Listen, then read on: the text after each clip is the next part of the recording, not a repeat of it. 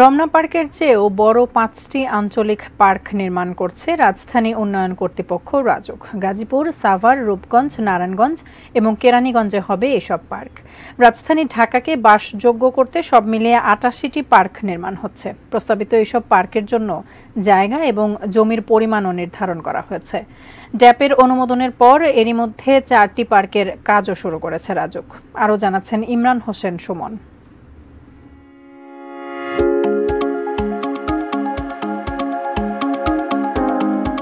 ১৬১০ সালে মোঘল আমলে প্রতিষ্ঠা করা হয় রমনা উদ্যান। প্রায় ৭০ একর এলাকা জুড়ে যার অবস্থান।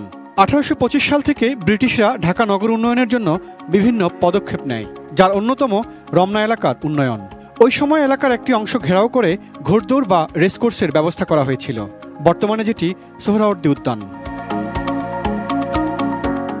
সময়ের সঙ্গে রাজধানী ঢাকা আয়তনের দিক থেকে আরও বেড়েছে, তবে রমনা পার্কের মতো কোনো উদ্যান এ সময়ে তৈরি হয়নি। ২০২২ সালে রাজধানী ঢাকাকে আধুনিক ও বাসযোগ্য নগর হিসেবে গড়ে তুলতে ২০ বছর মেয়াদী ডিটেইল এরিয়া প্ল্যান ড্যাপ অনুমোদন দেওয়া হয়। এরপর থেকে প্রস্তাবিত পার্ক নিয়ে কাজ শুরু করেছে রাজুক।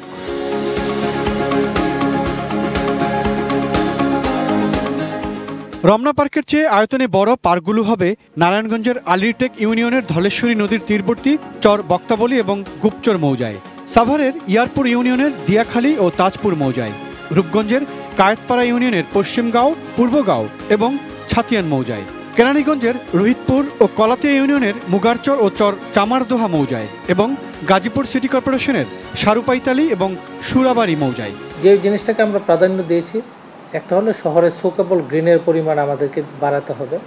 এটা যেমন একদিকে গ্রিন স্পেস তৈরি হবে, অ্যাট দ্য সেম টাইম আমাদের কিন্তু আরেকটা অ্যালার্মিং জিনিস কিছুদিন পর আমরা অনুভব করব, ঢাকার পানির লেয়ার, আন্ডারগ্রাউন্ড পানির লেয়ার কিন্তু দিন দিন নিচে নেমে যাচ্ছে। ইমারত নির্মাণ সহ ডিটেইলস এরিয়া প্ল্যান, ড্যাপে অন্যান্য বিষয়ে রাজুক কাজ করছে বলে জানালেন প্রধান নগর পরিকল্পনাবিদ। এসব বাস্তবায়ন করতে পারলে অন্যরকম পরিবেশ বান্ধব নগরী হবে ঢাকা। সেজন্য আমরা সোকেবল গ্রিন বাড়ানোর জন্য এবার প্রস্তাব দিয়েছি। প্ল্যানিংয়ের কনসেপ্ট চেঞ্জ করতে হবে, যে আমাদের ছোটো প্লটকে ডিসকারেজ করতে হবে, বড় প্লটের দিকে মার্চ করতে হবে। বরং বড় প্লটে আমরা সংঘবদ্ধভাবে ৫ জন ১০ জনকে মিলে যদি রাজু পরবর্তীতে অ্যালটমেন্ট দেয়, তাহলে সেখানে গ্রিনের ফুটপ্রিন্ট এনে বাড়বে। পার্ক, সবুজ, জলাশয়ের অভাবে গ্রীষ্ম, বর্ষা, শীতে রাজধানীবাসীর আক্ষেপ বাড়ে। হাহাকার করে ওঠে মন। সবুজ নেই, জলাশয় নেই, মাটি নেই।